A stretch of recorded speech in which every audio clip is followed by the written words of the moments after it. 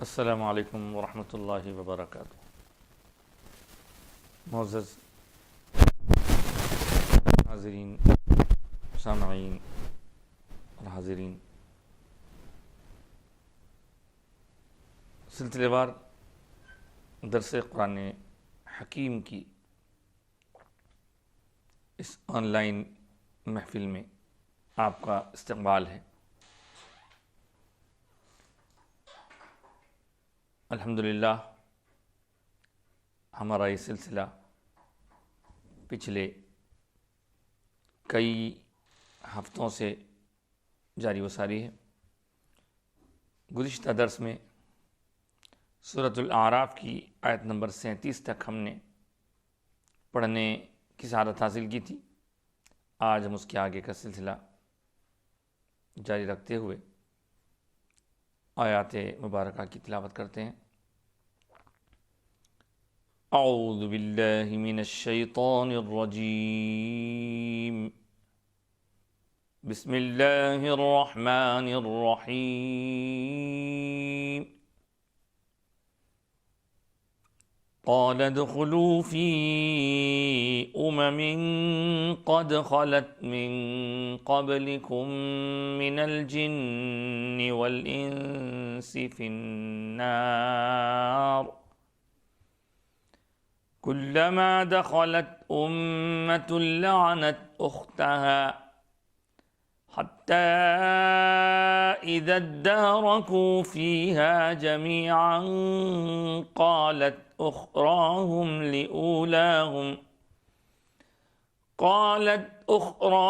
لأولاهم ربنا هؤلاء أضلونا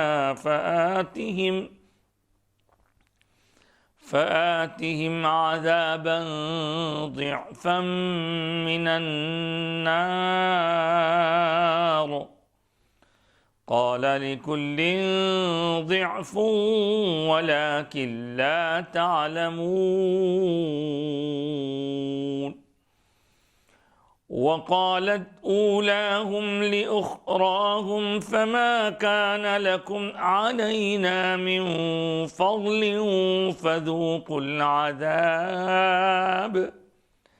فذوقوا العذاب بما كنتم تكسبون۔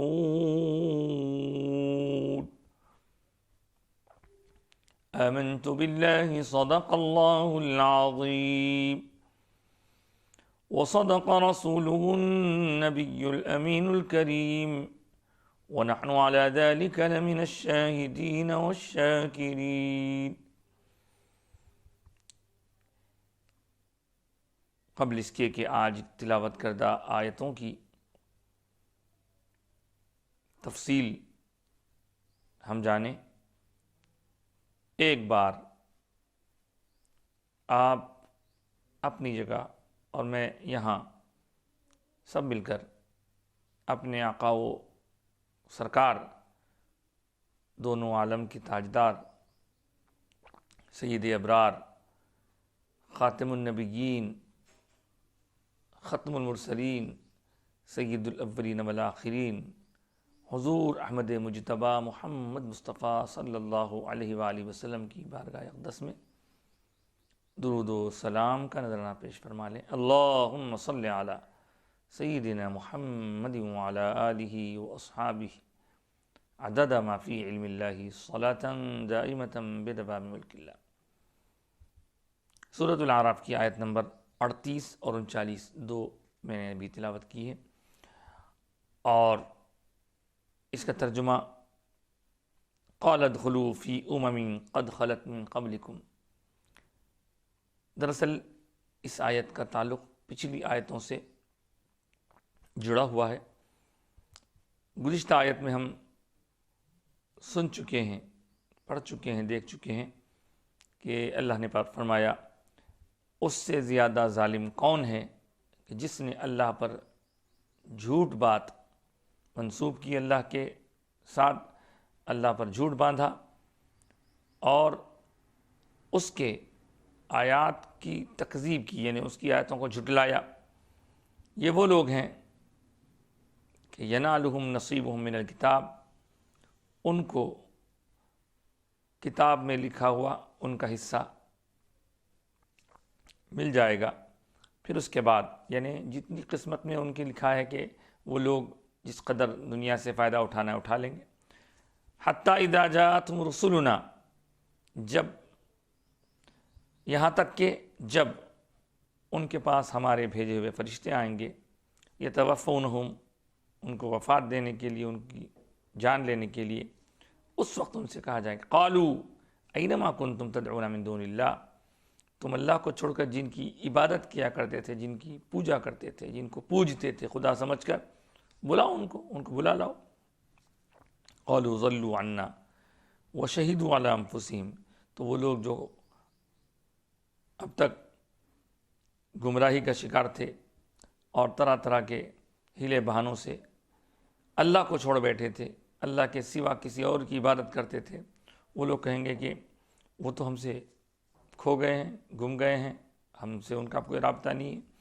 وشہدوا علی انفسہم، اور خود اپنے آپ پر وہ گواہی دیں گے اپنے آپ کے خلاف کہ ہاں انہم کانوا کافرین، یہ بے شک وہ لوگ کافر تھے۔ اس کے بعد اللہ تعالیٰ آج تلاوت کر جو میں نے آیت ہے اس میں فرما رہے ہیں قال ادخلوا، پھر اللہ فرمائے گا ان کو ادخلوا فی امم قد خلت من قبلکم، تم بھی داخل ہو جاؤ ان قوموں میں جو تم سے پہلے گزر چکی ہیں، جن اور انس میں سے، یعنی جناتوں اور انسانوں کی جو الگ الگ قومیں گزر چکی ہیں، ان قوموں کو اللہ تعالیٰ نے ان کی بدعملی یا گمراہی بدعقیدگی کی وجہ سے دوزخ میں ڈال دیا ہے، تو اب ان سے بھی کہا جائے گا تم بھی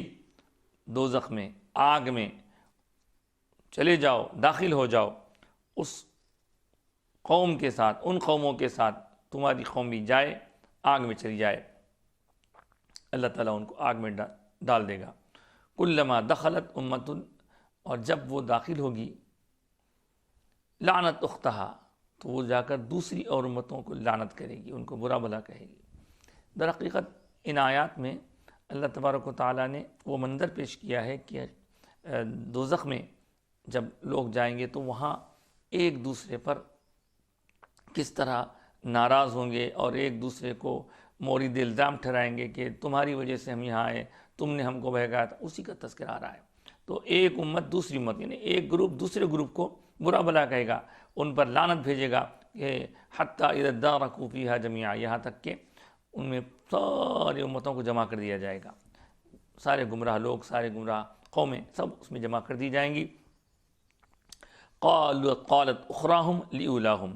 اب بعد والے آنے والے پہلے آنے والوں کے لیے، یعنی جو لوگ پہلے سے چلے گئے ہیں، جو قوم پہلے چلے گئی ہے، ان کے بارے میں جو قوم بعد میں پہنچے گی وہ یہ دعا کریں گے ربنا ہؤلاء اضلونا، اے ہمارے رب یہی وہ لوگ ہیں جنہوں نے ہم کو بھٹکایا تھا، جنہوں نے ہم کو بہکایا تھا، جن کی وجہ سے ہم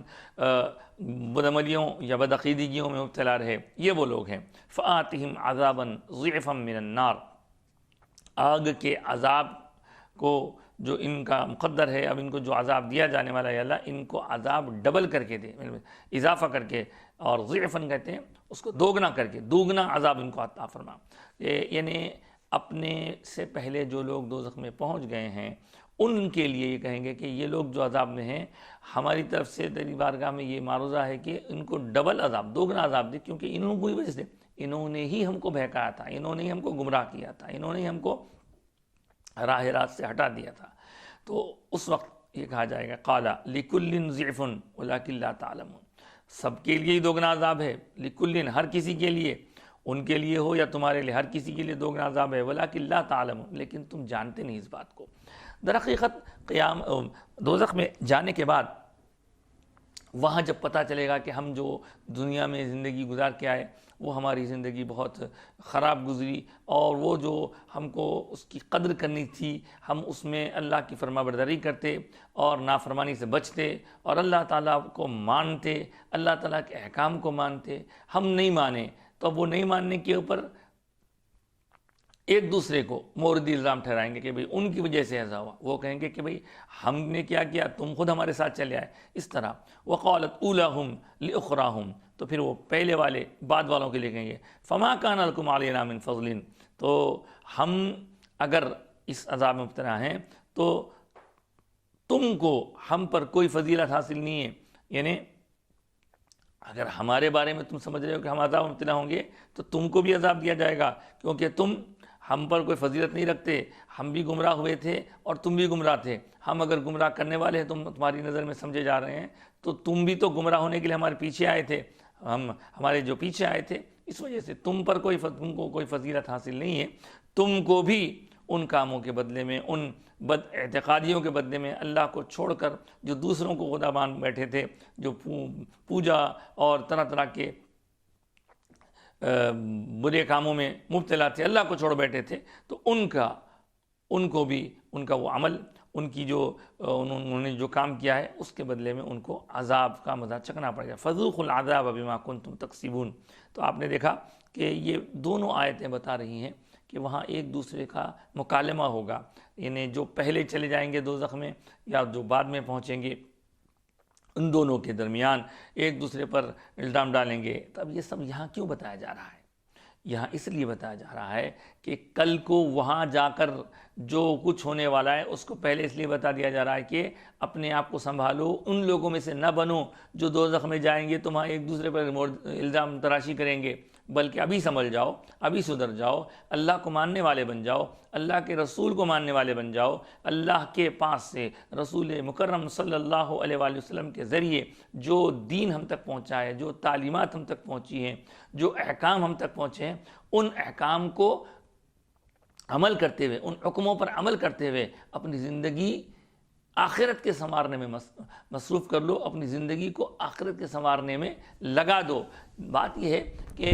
بندہ کبھی غفلت میں رہ کر سوچتا ہے ارے بھائی جو دیکھا جائے گا، وہاں جانے کے بعد کچھ دیکھا جائے گا نہیں، وہاں پر تو بس خالی عذاب ہی عذاب ہوگا۔ اللہ اس کیفیت سے ہم کو محفوظ رکھے۔ اب یہ جو دونوں آیتیں ہیں، ان دونوں آیتوں میں آپ دیکھ رہے ہیں کہ اللہ تعالیٰ نے واضح کر دیا کہ وہاں یہ دونوں کے درمیان گفتگو ہوگی، جو پہلے قوم چلی جائے گی یا جو قوم بعد میں جائے گی، پہلی قوم والوں کو بعد میں جانے والے مورد الزام ٹھہرائیں گے کہ بھئی ان کی وجہ سے، ان کے پیچھے رہنے کی وجہ سے ہم بھی خراب ہو گئے۔ وہ لوگ کہیں گے کہ بھئی ہم اگر خراب کرنے والے تھے تو تم بھی تو ہمارے پیچھے آئے۔ تو اس طرح جو کچھ بھی وہ آپس میں گفتگو کر لیں، لیکن ہوں گے وہ عذاب میں گرفتار، اس عذاب سے نکلنے کی کوئی ان کی سبیل نہیں ہوگی۔ اور جو عمل کا معاملہ ہے وہ تو پھر بھی اللہ تعالیٰ کی طرف سے معاف ہو سکتا ہے، لیکن جو انہوں نے اللہ کو چھوڑ کر دوسروں کی عبادت کی تھی، دوسروں کو خدا مان لیا تھا، دوسروں کو خدا جیسا مان لیا تھا، تو یہ چیز شرک میں ابتلا کر دیتی ہے۔ اور ان اللہ لا یغفر ان یشرک بہ، قرآن کہتا ہے کہ بے شک اللہ تعالیٰ شرک کو نہیں معاف کرتا، جو اس کی ذات میں کسی کو شریک کر اس کو ویغفر ما دون ذلک لمن یشاء، کہ اور اس کے علاوہ کوئی اگر اعمال میں کوتاہی ہے تو اللہ تعالیٰ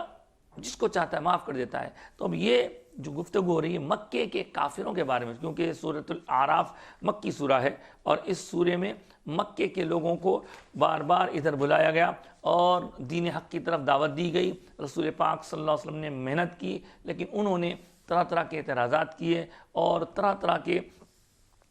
تکلیفیں پہنچائیں، اور اللہ کی آیتوں کو جھٹلایا، اللہ کو ماننے سے انکار کر دیا، اور بلکہ آخرت کو بھی ماننے سے انکار کرتے تھے۔ تب ان کو پتہ چلے گا یہ آیتیں سننے کے بعد۔ تو اب آپ دیکھیں کہ یہ ہے تو کافروں کے لیے، لیکن مسلمانوں کو اس میں یہ سبق لینا ہے کہ ہم غفلت کی نیند نہ سوتے رہیں، بلکہ آخرت کی فکر ہم کریں۔ کہیں ایسا نہ ہو کہ ہماری غفلت ہمیں بھی وہاں پہنچا دے جہاں جانا کوئی پسند نہیں کرتا، اور وہاں سے کسی کا نکلنا، یعنی جو ہمیشہ کے لیے دوزخ میں چلے جائیں گے، جو ان کی اعتقادی غلطیوں کی وجہ سے۔ دیکھیے، ایک ہوتا ہے اعتقاد یا عقیدہ، ایک ہوتا ہے عمل میں کوتاہی ہو تو اللہ تعالیٰ فضل فرمائے گا اور بدعملی کی سزا ملنے کے بعد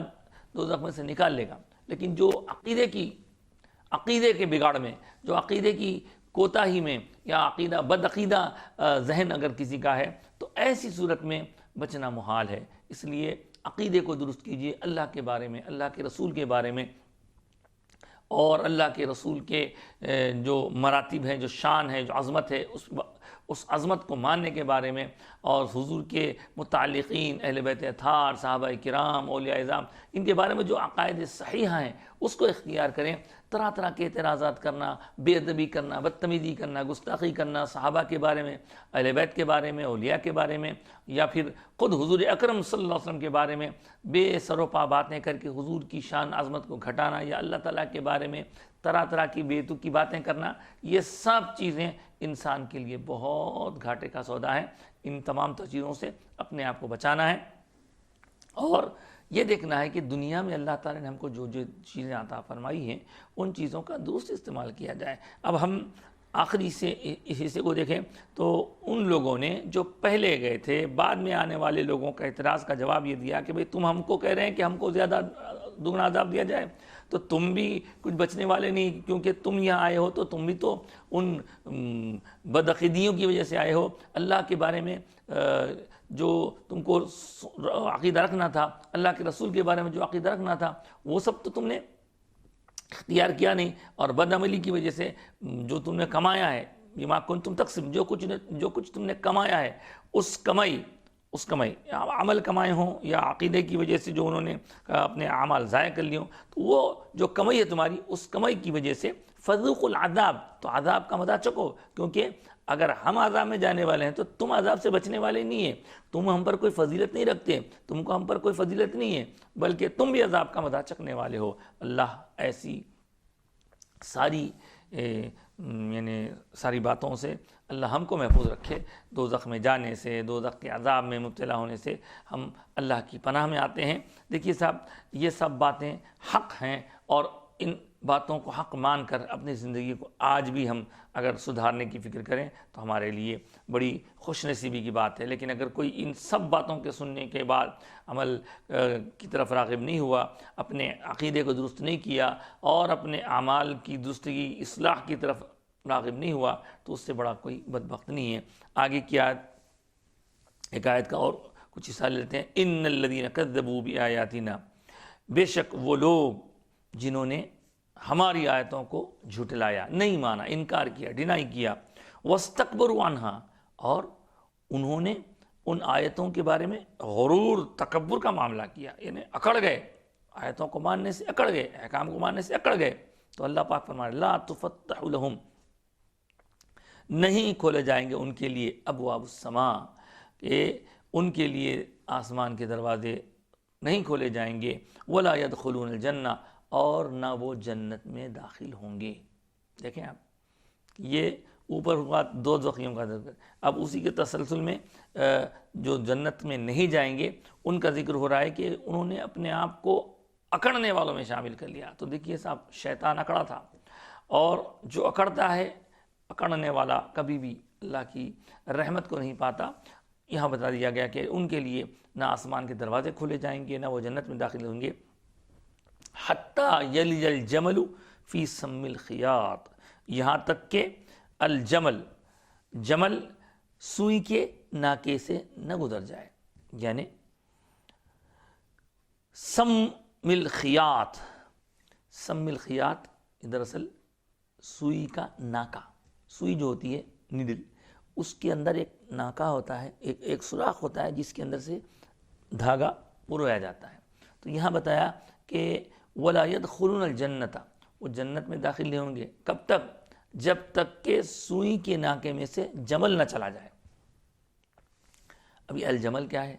الجمل کا ایک معنی تو اونٹ ہے، اور اکثر لوگوں نے یہاں جمل کا معنی اونٹ ہی کیا ہے، کہ جب تک سوئی کے دھاگے میں سے، سوئی کے ناکے میں سے اونٹ داخل نہ ہو جائے تب تک وہ جنت میں داخل نہیں ہوں گے۔ یعنی سوئی کے ناکے میں سے اونٹ کا جانا جیسے ناممکن ہے، ویسے ہی جنت میں ان لوگوں کا جانا ناممکن ہے جنہوں نے ہماری آیتوں کو جھٹلایا، اللہ تعالیٰ کی آیتوں کو جھٹلایا، اللہ کے آیتوں کے ماننے کے بارے میں جو ہے اکڑ گئے، اکھڑ گئے، تو ایسی صورت میں وہ جنت میں کبھی داخل ہی نہیں ہوں گے۔ یعنی سوئی کے ناکے میں سے جیسے جمل کا جانا ناممکن ہے، اونٹ کا جانا ناممکن ہے، اسی طرح ان کا جنت میں داخل ہونا بھی ناممکن ہے۔ وَكَذَلِكَ نَجْزِي الْمُجْرِمِينَ، اور اسی طرح ہم مجرمین کو بدلہ دیا کرتے ہیں۔ یہاں پر ایک بات میں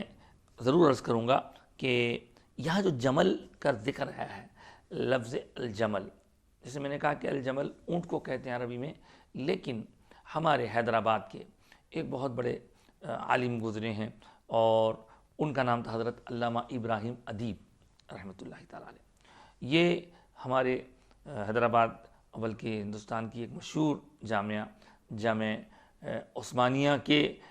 پروفیسر بھی تھے، اور پھر ان کے فرزند ارجمن حضرت علامہ سید طاہر رضوی صاحب جو حضرت امام موسیٰ رضا کی اولاد میں سے ہیں، حضرت علامہ سید طاہر رضوی رحمہ اللہ، اور یہ صدر الشیوخ جامعہ نظامیہ رہ چکے ہیں، اور حضرت ابراہیم ادیب جو میں نے ذکر کیا وہ ہمارے جامعہ نظامیہ کے جو بانی ہیں حضرت امام انوار اللہ شیخ الاسلام امام انوار اللہ فاروقی علیہ رحمۃ الرضوان، ان کے تلامذہ میں سے ہوتے ہیں وہ۔ تو ان کا یہاں پہ نظریہ، ان کا انداز فکر میں آپ سے عرض کرنا چاہوں گا جو بہت ہی یعنی یونیک ہے۔ وہ عربی کے بڑے ماہر تھے، ادب کے ماہر تھے، ادیب نام تھا، عربی کے شاعر بھی تھے۔ وہ یہ کہتے ہیں کہ یہاں الجمل سے مراد اونٹ نہیں ہے۔ جب پوچھا گیا حضرت سب لوگ تو الجمل کا ترجمہ اونٹ کرتے ہیں، لیکن آپ یہاں اونٹ نہیں ہے کہہ رہے ہیں، تو یہ کیا بات ہوئی؟ تو دیکھیے حضرت علامہ ابراہیم ادیب علیہ رحمۃ و رضوان فرمایا کرتے کہ سوئی کے ناکے سے اونٹ کی کوئی مناسبت نہیں ہے۔ اللہ تعالیٰ نے جو فرمایا اس ارشاد کو بغور سمجھنے کی ضرورت ہے۔ ناکا جو سوئی کا ہوتا ہے اس میں سے اونٹ کا گزرنا کوئی مناسبت نہیں رکھتا۔ پھر جب پوچھا گیا کہ پھر حقیقت کیا ہے، تو آپ کہتے ہیں کہ عربی زبان بہت ہی اعلیٰ معیار کی فصاحت والی زبان ہے، بلاغت والی زبان ہے، اس کو سمجھنے کی ضرورت ہوتی ہے، اور اس میں ایک ایک لفظ کے لیے ایک لفظ کو ظاہر کرنے کے لیے کئی معنی رکھتے ہیں، اور کئی معنی کے لیے ایک لفظ استعمال ہوتا ہے۔ آپ فرماتے کہ الجمل موٹے رسے کو کہتے ہیں، اور خاص طور سے آپ نے فرمایا کہ جو پانی کا جہاز شپ جو ہوتا ہے، وہ پانی کے جہاز کو سمندر میں جب وہ لنگر انداز ہوتا ہے، یعنی وہ سی پورٹ پر آ کر رک جاتا ہے، تو آپ نے دیکھا ہوگا کہ اس کو بڑے بڑے ڈنڈوں سے اس کو رسی سے بندھ دیا جاتا ہے۔ تو وہ رسی کوئی معمولی رسی نہیں ہوتی، وہ اتنے پورے بڑے جہاز کو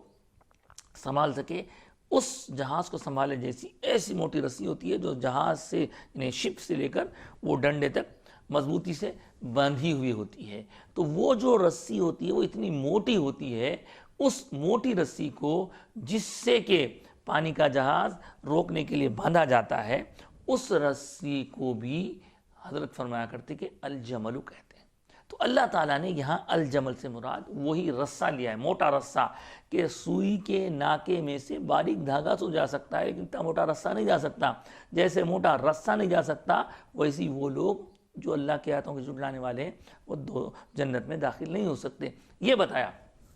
لیکن اونٹ کا اس ناکے سے سوئی کے ناکے سے داخل ہونا یہ مناسبت نہیں رکھتا، حضرت کا یہ فرمانا۔ اس طرح اگر بغور اس پر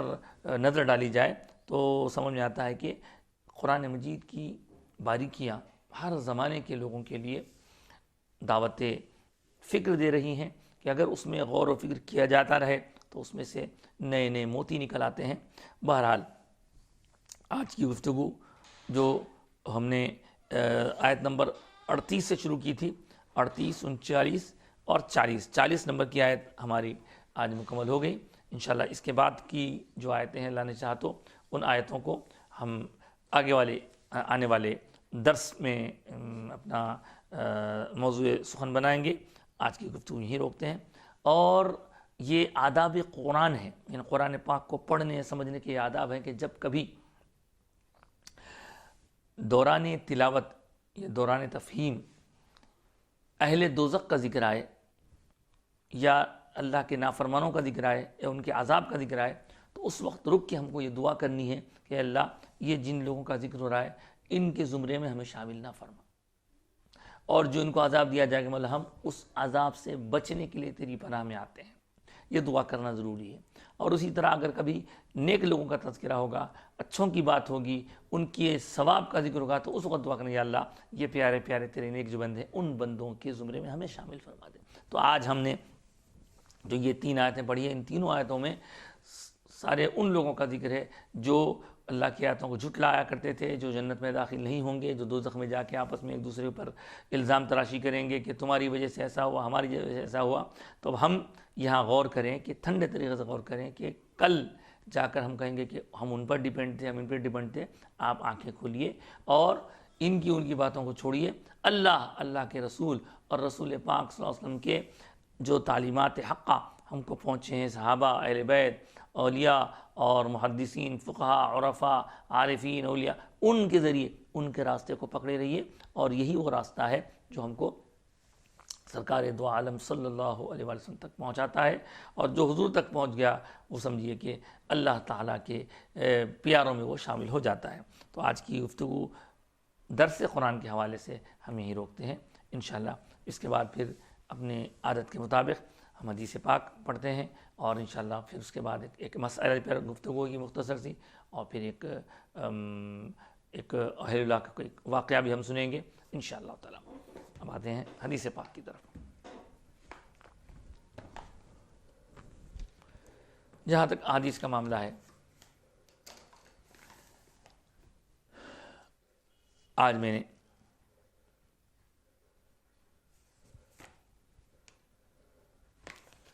حضرت ابو ہریرہ رضی اللہ تعالیٰ عنہ کی روایت کردہ ایک حدیث پاک آپ کے سامنے پیش کرنے کا ارادہ کیا ہے. عن ابی ہریرہ رضی اللہ تعالیٰ عنہ قال قال رسول اللہ صلی اللہ علیہ وسلم اذا نظر احدكم الى من فضل عليه في المال والخلق فلينظر الى من هو اسفل منه او كما قال صلی اللہ علیہ وسلم. یہ بخاری شریف کی روایت ہے. حضرت ابو ہریرہ رضی اللہ تعالیٰ عنہ اس کے راوی ہیں. رسول پاک صلی اللہ علیہ وآلہ وسلم اس میں ایک زبردست نصیحت اور ایک زبردست فارمولہ ہمیں بتا رہے ہیں ناشکری سے بچنے کا.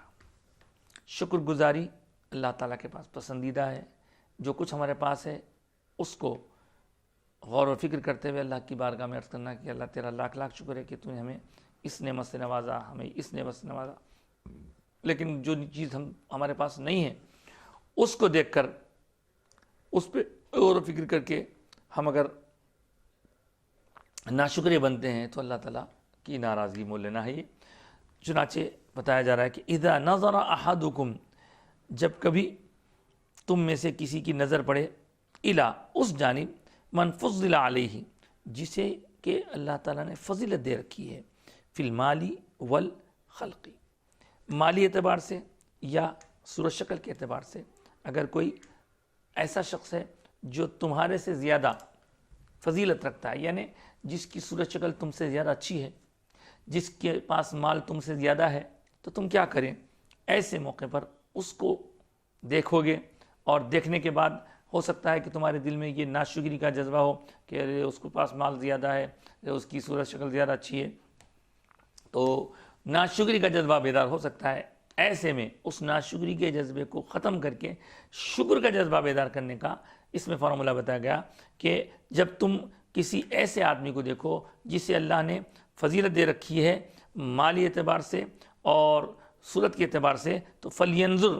اس آدمی کو چاہیے کہ فلینظر الی من ہوا اسفل من، اس کو دیکھے جو اس معاملے میں تم سے کم درجے کی حیثیت رکھتا ہے. یعنی اگر کوئی سمجھیے کہ اس کو اگر ہم تفصیل سے بیان کریں تو یہی مطلب ہوگا کہ اگر کوئی زیادہ مالدار ہے تو وہ مالدار آدمی کو آپ دیکھیں گے، آپ کے پاس کم مال ہے تو آپ کے اندر ناشکری پیدا ہوگی. بہتر یہ ہے کہ آپ اس کو دیکھنے کے بجائے ایسے شخص کو دیکھیں جس کے پاس آپ سے بھی کم مال ہے، جو آپ سے بھی سمجھیے کہ کوئی آدمی جو ہے مڈل کلاس کا ہے، تو اگر وہ اوپر والے کو دیکھا اور جو ہے ہائی کلاس کے لوگوں کو دیکھے گا تو اس کے جذبے ناشکری پیدا ہوگا. تو ایسے وقت میں وہ یہ کرے کہ اپنے سے کم مال والوں کو، جن کی صورت آپ سے بھی اور گئی گزری ہے، جن کی صورت شکل آپ سے بھی کہیں گئی گزری ہے، ان کو دیکھیں تاکہ آپ کے اندر شکر کا جذبہ بیدار ہو. اس کو بعض بزرگوں نے بڑے اچھے انداز میں سمجھایا کہ بھئی اگر کوئی آدمی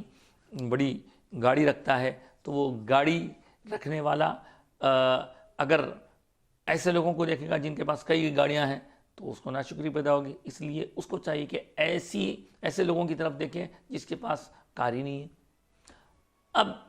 جن کے پاس ٹو ویلر ہے، سمجھنے کے لیے ٹو ویلر ہے، وہ بندہ اگر کار والوں کو دیکھے گا تو اس کو ناشکری پیدا ہوگی، ارے میرے پاس کار نہیں ہے، دیکھو سب لوگوں کے پاس کار ہے. تو وہ کیا کرے، وہ ٹو ویلر والا اپنے سے کم تر جس کے پاس مالی اعتبار سے جس کی حالت ہے اس کو دیکھیں، یعنی جس کے پاس سائیکل ہے اس کو دیکھیں. بندہ وہ سائیکل چلا رہا ہے، میرے پاس تو اللہ کا فضل ہے کہ ٹو ویلر ہے. اور جب ایسا کرے گا تو اس کو شکر کا جذبہ پیدا ہوگا. اللہ تعالیٰ لاکھ لاکھ شکر ہے تو اس کو تو خالی تو نے سائیکل دے رکھی ہے اور میرے پاس تو گاڑی ہے ماشاءاللہ، تیزی سے جا سکتا ہوں، میں آرام سے جا سکتا ہوں. اور سائیکل والا کیا کرے، سائیکل والا اس آدمی کو دیکھے جس کے پاس سائیکل بھی نصیب نہیں ہے، جو پیدل چلنے پر مجبور ہے، ادھر ادھر بھاگ دوڑ کرتا رہتا ہے. اب پھر اس کے بعد بتائیں کہ جو پیدل چلنے والا ہے وہ کیا کرے، وہ کس کو دیکھے، تو وہ ایسے آدمی کو دیکھے جس کو چلنا بھی نہیں آتا، تاکہ اس کے اندر جذبہ شکر پیدا ہو. اور اللہ کے پاس شکر کی بڑی ویلیو ہے. جو بندہ شکر کرتا ہے اس کی نعمتوں میں اللہ اضافہ فرماتا ہے اور اس کو اپنے نیک بندوں میں شامل فرماتا ہے. شکر بہت بڑی نعمت ہے. تو اس حدیث پاک سے ہم کو معلوم ہوا کہ شکر کرنے کا ایک بہترین فارمولہ یہ ہے کہ ہم اپنے سے زیادہ جس کے پاس مال یا رہن سہن سہولتیں ہیں ان کو دیکھیں گے تو ناشکری پیدا ہوگی. لہٰذا ہم ایسوں کو دیکھیں جن کے پاس وہ سہولتیں بھی موجود نہیں ہیں. البتہ علم کا معاملہ ہو یا پھر تقوی پرہیزگاری کا معاملہ ہو، دین پر عمل کرنے کا معاملہ ہو، تو ایسے وقت میں علماء نے فرمایا،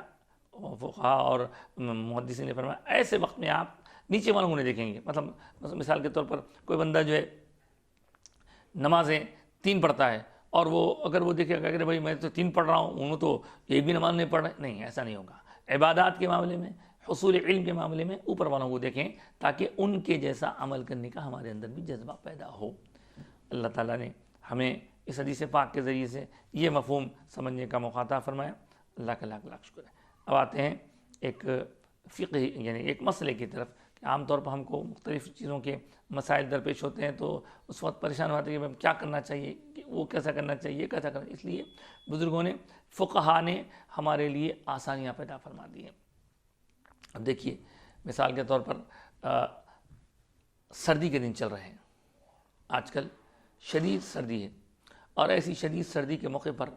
اگر کوئی یہ کہے کہ صاحب سردی بہت ہے میں نماز پڑھ نہیں سکتا، تو اسے یہ بتایا جائے گا کہ نہیں صاحب، سردی کی شدید ہونے کی وجہ سے نماز معاف نہیں آپ کے اوپر، بلکہ آپ کو نماز اب بھی پڑھنا ہوگا. ارے اگر میں پانی میں ہاتھ ڈالوں گا تو میری سردی سے حالت بلو. تو آج کل ہمارے پاس تو اتنی سہولتیں ہیں کہ ماشاءاللہ تقریباً گھروں میں جو ہے گرم پانی کا انتظام رہتا ہے. اگر گرم پانی آپ کے پاس فراہم ہے تو ٹھیک ہے، لیکن اگر آپ کے پاس گرم پانی نہیں ہے، سردی کی وجہ سے ٹھنڈے پانی میں آپ کا ہاتھ ڈالنا آپ کی صحت کو بگاڑنے کا اندیشہ ہے. نوجوانوں کے لیے تو کچھ نہیں ہے، نوجوانوں کے لیے تو بلکہ اس کے اندر ثواب زیادہ ہے. جب وضو کرنا ہمارے لیے دشوار ہو ویسے وقت وضو کریں تو اس میں ثواب زیادہ ہے اور گناہوں کے مٹنے کا، درجات کے بلند ہونے کا ذریعہ بنا ہے اس کو. لیکن جو ضعیف لوگ ہیں، جو بزرگ لوگ ہیں، ان کا عام طور پر ڈر یہ رہتا ہے کہ پانی میں اگر ٹھنڈے پانی میں ہاتھ ڈالیں گے تو کہ ہم کو خدا نخواستہ پیرالائز وغیرہ نہ ہو جائے. تو ان کے لیے یہ سہولت اللہ نے دے رکھی ہے کہ بھئی آپ تیمم کر سکتے ہیں. اب تیمم کرنے کے لیے پاک مٹی ہونی چاہیے، اور اس کے ساتھ ساتھ اگر ہم تیمم کی بات آئے تو یہ دیکھیں کہ تیمم کر سکتے ہیں. اگر وہ باہر جا کے نماز پڑھنا ان کی دشوار ہے تو گھر میں پڑھ سکتے ہیں. عذر اگر ہو، وجہ اگر ہو، وجہ نہیں ہے تو آپ کو باہر جانا ہوگا. ہمارے پاس گرم گرم کپڑے ہیں اور ہم بڑے اہتمام کے ساتھ اگر کہیں جانا ہو، کسی کو باہر چھوڑنے جانا ہے، ایئرپورٹ جانا ہے تو گرم گرم کپڑے پہن کے جائیں گے، اور کہیں دعوت میں جانا ہے تو گرم گرم کپڑے پہن کے جائیں گے. اور اگر مشکل دکھتی ہے تو نماز کو جانا ہی مشکل دکھتا ہے. تو جو جوان ہیں، جو صحت مند ہے، ان کو تو کسی طرح کی کوئی چھوٹ نہیں مل سکتی، ان کو نمازوں کی پابندی کرنی ہی ہے. اور جو لوگ اس طرح اپنے آپ کو طبیعت خراب ہونے کا اندیشہ رکھتے ہیں ان کے لیے تیمم کر کے نماز پڑھنے کی اجازت ہے، لیکن نماز پڑھنا ہے، پڑھنا ہی پڑھنا ہے، نماز چھوٹ نہیں سکتی، نماز کا چھوڑا نہیں جا سکتا، نماز پڑھنا ہی ہے۔ وضو نہیں کر سکتے تو تیمم کر کے پڑھنا ہے،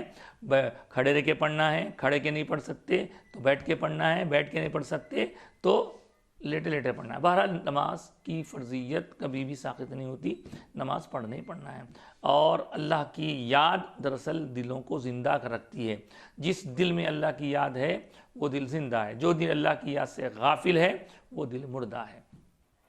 چلیے آج ہم نے اس طرح ایک چھوٹے سے مسئلے پر بھی ڈسکس کیا۔ اب آپ آخر میں ایک واقعہ میں آپ کے سامنے رکھنا چاہوں گا۔ کوشش کر رہا ہوں کہ ہر وقت کوئی نہ کوئی ایک ایسا واقعہ جس سے ہمارے معلومات میں بھی اضافہ ہو، ہمارے ایمان میں بھی تازگی ہو اور اہل اللہ سے ہمارا تعلق مضبوط ہوتا جائے۔ کہتے ہیں کہ بزرگوں نے اپنی کتابوں میں لکھا ہے کہ ایک صاحب کا انتقال ہوا اور ان کے پاس مال و دولت کے علاوہ، مال اور دولت وغیرہ کے علاوہ ان کے پاس ایک خاص بات یہ تھی کہ سرکار دو عالم صلی اللہ علیہ وآلہ وسلم کے منہ مبارک بھی تھے، آثار شریف جس کو کہتے ہیں۔ جب ان کا اس دنیا سے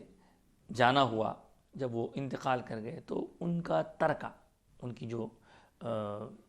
چھوڑی ہوئی چیزیں تھیں اس کی تقسیم شروع ہوئی، اور تقسیم جب شروع ہونے لگی تو اس وقت دیکھا گیا کہ ان کے پاس حضور پاک علیہ الصلوۃ والسلام کے 3 بال شریف تھے اور ان کو بیٹے 2 تھے۔ وہ 2 بیٹوں میں 3 بالوں کی تقسیم، منہ مبارک کی تقسیم کا مرحلہ درپیش ہوا، تو ایک بیٹے کو 1 بال شریف دے دیا گیا، دوسرے بیٹے کو دوسرا بال شریف دے دیا گیا۔ اب 1 بال شریف موجود تھا تو وہ دونوں بھائیوں میں اس پر گفتگو بھی کہ بھئی کیا کریں، اس کو کوئی ایک لے لے۔ تو حضرت بڑے صاحب نے کہا، بڑے بیٹے نے کہا کہ اس کو تقسیم کر کے آدھا میں رکھ لیتا ہوں، آدھا تم رکھ لینا۔ تو حضرت دیکھیں صاحب، وہ چھوٹے والے صاحب جو تھے انہوں نے بولی نہیں یہ حضور کے بال شریف کو ہمارے اپنے اس کے لیے ایسا تقسیم کرنا میرے ادب کے خلاف ہے، میں نہیں چاہتا اس کو، آپ رکھ لیجئے، اس کو پورا آپ رکھ لیجئے، میں ایک رکھ لیتا ہوں۔ یہ جو کیفیت دیکھی بڑے بھائی صاحب نے، تو بڑے بھائی صاحب نے کہا تم کو اگر اتنی محبت ہے تو ایسا کرو نا، یہ پورے 3 بال شریف تم رکھ لو اور اس کے بدلے میں سارے مال دولت دے دو۔ تو اس چھوٹے بھائی نے اس کو فوری مان لیا اور وہ 3 بال رکھ لیے، اور وہ 3 بالوں کے بدلے میں اپنی پوری ذاتی دولت جو بھی اس کے ترک محنت تھی اس سے وڈرا ہو گیا۔ اب وہ صاحب تو خوش ہو گئے کہ بھئی میرے پاس مال دولت سب آ گئی ہے، اس کے پاس کیا ہے، سرکار کے بال شریف آ گئے، سرکار کے آثار شریف گئے، لیکن ان کو کیا معلوم کہ جو سرکار کی اور سرکار کی نسبت رکھنے والی چیزوں کی جو اہمیت ہے۔ الغرض یہ صاحب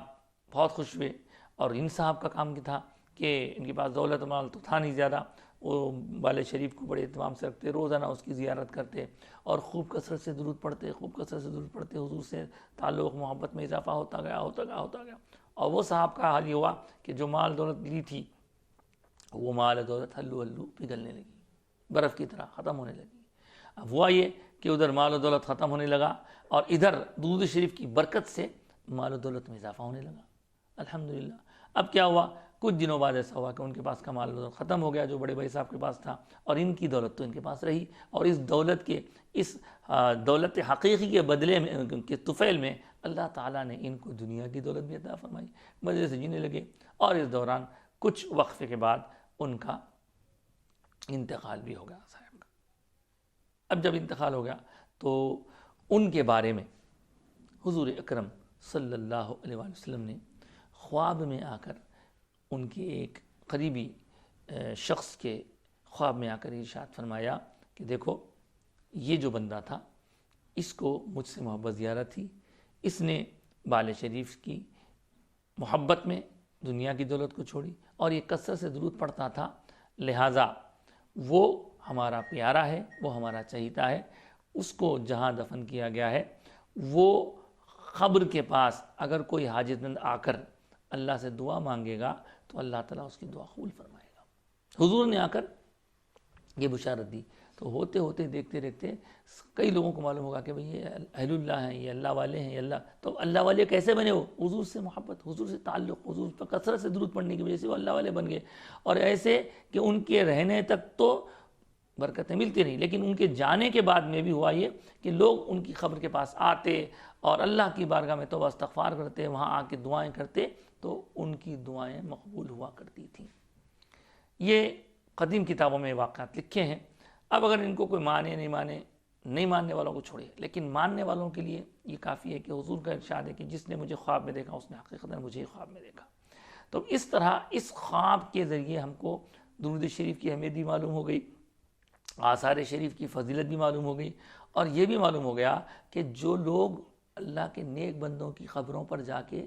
اللہ کے دربار میں دعا کرتے ہیں تو ان کا وہاں جانا، ایثار ثواب کرنا اور اللہ سے دعا مانگنا یہ بالکل فائدہ مند ہے اور برکت والا کام ہے. اور حضور اکرم صلی اللہ علیہ وسلم بھی اس پر کنفرمیشن کر رہے ہیں، اس کی تصدیق کر رہے ہیں خواب میں تشریف لا کر. تو اس طرح جو لوگ اللہ والوں کے پاس حاضری دیا کرتے ہیں ان پر اعتراض کرنے والوں کو سوچنا چاہیے کہ جو چیز اللہ رسول کے منشا کے مطابق ہے اس کو طرح طرح کے نام دے کر شیر وغیرہ وغیرہ کہہ کر لوگوں کو بھٹکانا یہ درست نہیں. ہاں البتہ اگر کوئی وہاں جا کر کوئی نامناسب کام کرتا ہے تو یقیناً اس برے کام کے بارے میں سب کو ہی فکر کرنا چاہیے، لیکن اگر کوئی یہ سمجھے کہ اولیاء کے پاس جانا ہی برا ہے، قبروں کی زیارت کرنا ہی برا ہے، تو یہ ان کا اپنا موقف درست نہیں ہے. اللہ ان کو نیک توفیق عطا فرمائے، اور ہم سب کو اپنے فضل و کرم سے اللہ نے جو نعمتیں عطا فرمائی ہیں ان نعمتوں پر شکر گزاری کی توفیق عطا فرمائے. آج کی گفتگو یہیں روکتے ہیں. آج ہم نے سورہ اعراف کی 3 آیتوں پر بھی غور و فکر کیا، حدیث پاک کی روشنی میں بھی کچھ سننے سنانے کی سعادت حاصل کی، اور ایک مسئلے پر بھی ڈسکشن ہوا، اور ساتھ ساتھ درود شریف کی فضیلت کے حوالے سے ایک واقعہ بھی ہم نے سننے کی سعادت حاصل کی. اب اللہ کی بارگاہ میں دعا کرتے ہیں کہ رب تبارک و تعالی ہماری اس گفتگو کو قبول فرمائے اور ہمارے کہنے سننے کو قبول فرمائے. کہنے سننے کے دوران جو کچھ اچھی بات نکلی ہے یا اللہ یہ تیری طرف سے ہے اور تیرے فضل تیرے کرم کا نتیجہ ہے، اور اگر اس کے درمیان کچھ نامناسب الفاظ کا استعمال ہو گیا ہو یا لفظ درست استعمال نہ کیا گیا ہو یا کوئی بات نامناسب ہو گئی ہو یا اللہ، تو یہ وہ میری طرف سے ہے. اللہ اس کو معاف فرما دے، اچھے کاموں کو قبول فرما لے اور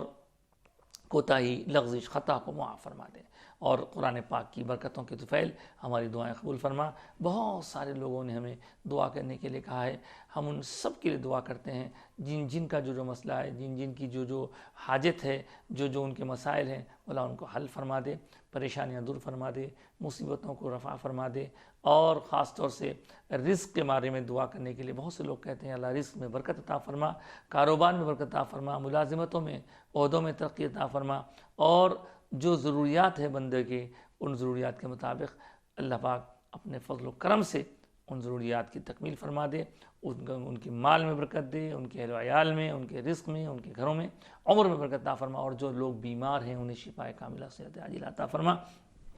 جن بچیوں کی شادیوں کے مرحلے رکے ہوئے ہیں اللہ شادیوں کا انتظام فرما دے، اور جہاں میاں بیوی کے درمیان نا اتفاقی اور غلط فہمیاں ڈال دی گئی ہیں یا پڑ گئی ہیں کسی وجہ سے، تو اللہ ان غلط فہمیوں کو دور فرما کر ان کو محبتوں سے قریب کر دے، اور جو بے اولاد ہیں انہیں اولاد والا بنا، اولاد والوں کی اولاد کو انہیں ہدایت دے، توفیق عطا فرما. ہمارے سینے میں اللہ کے رسول کی محبت پیدا فرما دے اور اس محبت میں مزید اضافہ فرما، ہمیں نیک اعمال کی توفیق دے. ہر وہ کام جو اللہ رسول کو ناپسند ہے اس سے بچنے کی توفیق عطا فرما، ہر وہ کام جو اچھا ہے اور اللہ رسول کے پاس پسندیدہ اس کے کرنے کی توفیق عطا فرما. والدین کو بچوں پر شفیق بنا دے اور بچوں کو اولاد کو اپنے والدین کا فرما بردار بنا دے، اطاعت گزار بنا دے، ادب کرنے والا بنا دے، محبت کرنے والا بنا دے. جو تعلیمی مراحل رکے ہوئے ہیں اللہ ان مراحل کو پھر سے جاری فرما دے. علم کا حاصل کرنا ہمارے بچوں کے لیے سہل فرما دے، اور ہمارے بزرگوں میں جو سلامت ہیں ان کو صحت عافیت کے ساتھ سلامت رکھ، اور جو گزر گئے ہیں اللہ ان کی ان کے درجات بلند فرما اور مرحومین کی مغفرت فرما، ان کی قبروں کو انوار سے بھر دے، ہمارے آقا سرکار دو عالم صلی اللہ علیہ وسلم سے سچی پکی محبت عطا فرما، اور اس محبت میں جینا مرنا ہمارے لیے آسان فرما دے، ہماری زندگی کو کام کی بنا دے مولا،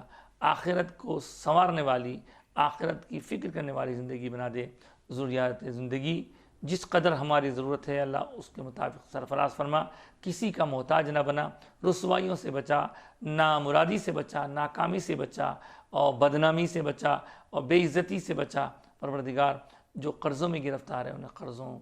کو ادا کرنے کے حالات پیدا فرما دے، وقت تنگ ہوتا جا رہا ہے وقت میں برکت عطا فرما، اور یہ جو بلائیں بیماریاں آج کل چل رہی ہیں اللہ ان بیماریوں اور بلاؤں کو